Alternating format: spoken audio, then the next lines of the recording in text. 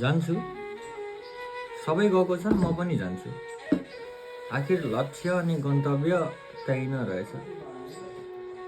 घरको छाना छाउनु छ, साउको मुख टाल्नु छ, बहिनीको फी तिर्नु छ अनि भाइले 10 सक्ने बित्तिकै बाइक किनिदिनु छ।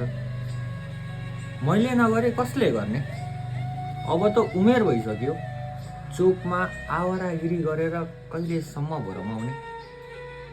बाको झुकेको शिर उच्च बनाउनु छ, आमाले फुल्ली तिलरी बुलकी रहेको फेरि हेर्न मन छ।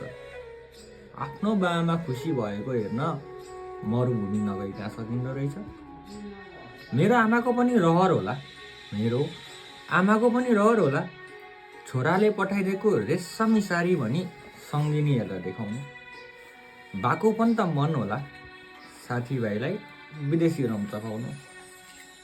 आफ्नो सपना पुरा गर्न जिउँदो देउताहरूलाई निराश पार्न कहाँ सकिँदो रहेछ? उमेरसँगै रहरहरू मर्दो रहेछ, जिम्मेवारीले काँधमा पाइला राख्दो रहेछ।